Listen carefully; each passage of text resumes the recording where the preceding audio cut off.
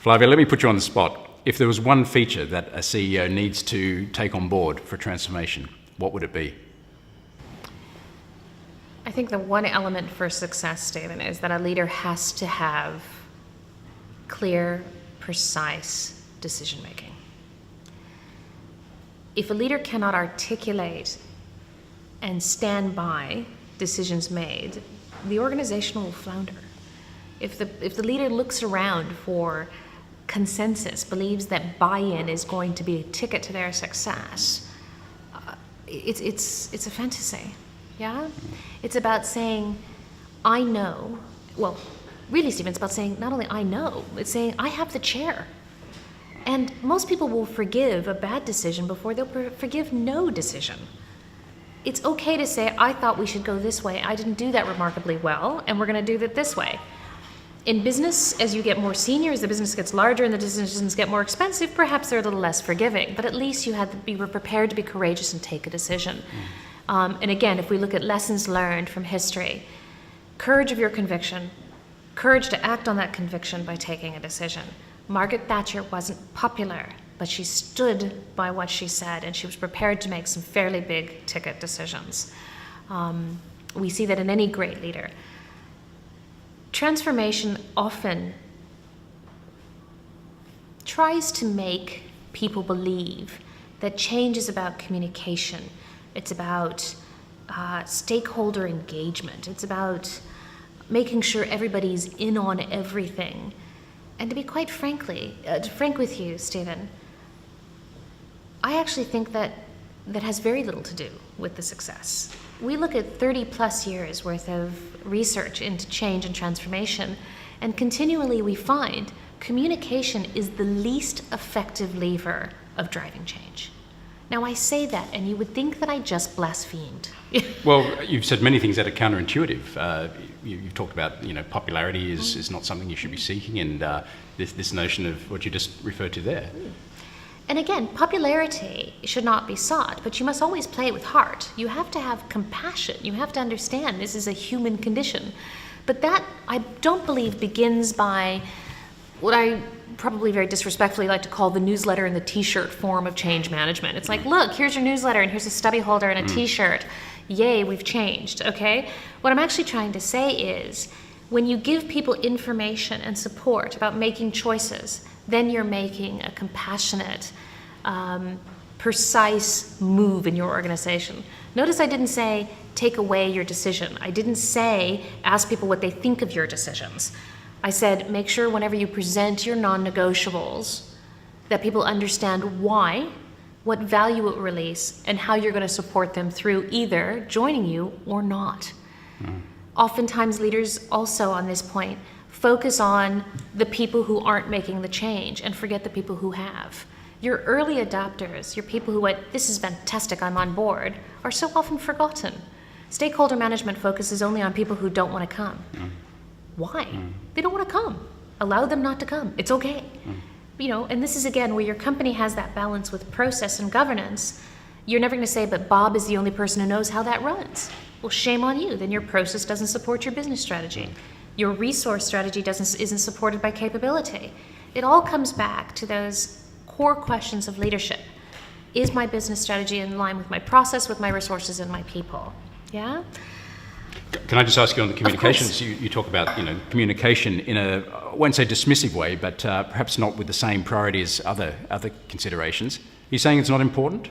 Not only am I saying that, Stephen, but the research shows us that communication is the least effective lever of change. I'm not saying it's not necessary at all. You do need to tell people what you're up to. But if you feel that needs to be the front runner, well, then I hate to say it. Research doesn't support that. We have available to us audit tools that'll go through and say, your capability, your leadership, various capacities in order to make a change. And oftentimes we see on this, survey that says, here are your top 10 results and your lowest 10 results. Top of the rung is always, I understand why the organization needs to make the change. Lowest one is always, I hear about the change from my line manager. People normally can get it. They get why an organization needs to acquire or divest or change a marketing strategy or add a new product. What they don't understand is what it means for them and how they can make an informed choice. And that's why they seek to find that from their line managers. Really, communication is necessary as a therefore. I have a great business strategy, therefore I can communicate it. I'm a precise leader that makes decisions, therefore people have a transparent view of what their choice is. Buy-in, stakeholder engagement, communication, these things are therefore of compelling change leadership. They're not things that you seek to do to drive change.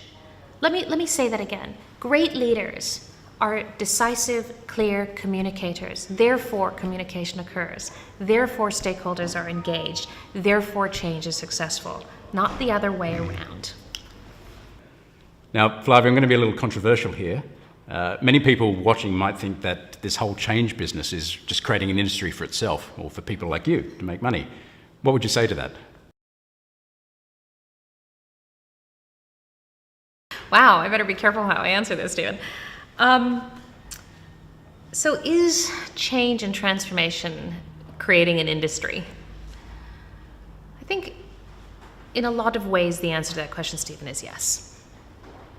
But it is not because it doesn't have fertile ground in which to create that industry in. Let me take that apart a little bit. I believe that if an organization and a group of leaders responsible for taking that organization forward don't have a well-articulated plan, do not have prior to that plan, a statement of where they're actually going, it is really easy for, well, perhaps using an older term, but charlatans and work spinners to come in and say, you know, there really isn't anything going on here, but I can create something certainly. I've worked with organizations not dissimilar to my own where they come in and go to the leaders, basically looking at them saying, sit down before you hurt yourself and let me just do this. And it's like, how can an organization own a change when someone does that? But also, the feedback that I get when we're engaged to audit the success or the progression of a program is, I don't know why we're doing any of those things, they just told us we have to. Well, frankly, Stephen, I think that allows leaders to really divest themselves of any responsibility for the program's success or failure, or for that matter, where the program goes. So in some ways, I think there's a couple of questions I'd ask. Yeah, the transformation industry can make a meal of things and create an industry out of what seems like very little. But they do that only because they're allowed. Someone is actually saying, I need to be seen to be doing this, and I need you to come in and make me look like I'm doing things. Now, I know that sounds harsh. I know it does. But we have an expression that we use around my firm, and that is, I look at leaders and say, when you wake up in the morning, can you pass the red face test? In other words, look yourself in the eye and say, am I actually sincere to my goal? And if you're not, well then, on your head be it, because they will spin as much business out of it as they can. If I needed to embark on a change program for my organization, and I needed to go and find a company to help me do it, what kind of criteria would I use to evaluate companies such as yours? What would I be looking for? I'd be looking for the language of business. And what I mean by that, Stephen, is I want to hear words like business strategy. I want to hear profitability. I want to hear growth. I want to hear sustained, repeatable process that's measured and governed. I want to hear the word data.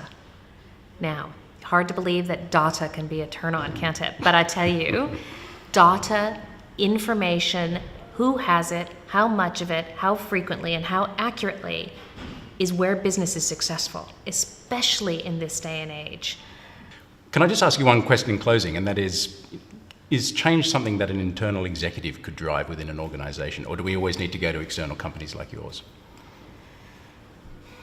You know, Stephen, I think the answer to that question is that transformation, change, wide-scale programs that take a company in a different direction should not be run by someone internal to the organization.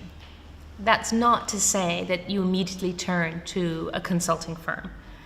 What I'm actually suggesting is something slightly different than that, and that is to work with what I refer to as an outsourced executive. Let me tell you why, because I understand that's a fairly controversial thing to say. In order to drive wide-scale transformation, precise leadership, courageous planning, non-negotiables, you mustn't be worried about or too concerned with, is this going to impact my role here in the organization? And it is simply human nature to worry about that. So I'm not saying that someone can come through like a marauding Hun and rape and pillage. I'm not saying that. But somebody who is an outsourced executive, so they sit within your leadership team, they're an executive in your organization, but the agreement contractually is the person will not be with the organization post this change, however long it needs to be, allows that person to move and interact and relate without that additional pressure. Again, I don't believe a consultant is necessarily always the right answer. You need to assess the profile and what suits for that outsourced executive, nor do I ever think that it's great for an internal person to do it unless we see this as a transitional role for them elsewhere. And yet I'm sure a lot of companies do that, so that's probably why we have those failure rates that you talked about earlier.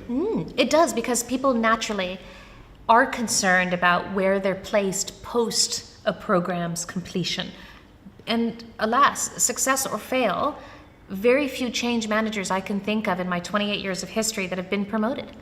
And I would challenge you to think of the person that you know who's been a change manager who's been promoted. Best for the organization to take a clear and concise decision up front that I am engaging this person for a suite of work. We have agreed boundaries and rules, and we move forward that way. It allows them to simply be more agile, and you get a better result. Okay. Well, I think on that slightly controversial note, we'll come to an end, but it's been great having you here today, and thank you for your time, and I'm sure you found it very useful getting the information on how to run a change program successfully. Thank you, Stephen. It's been a pleasure. Thank you. And we'll look forward to seeing you very soon in the next production of the Executive Business Network. Thank you.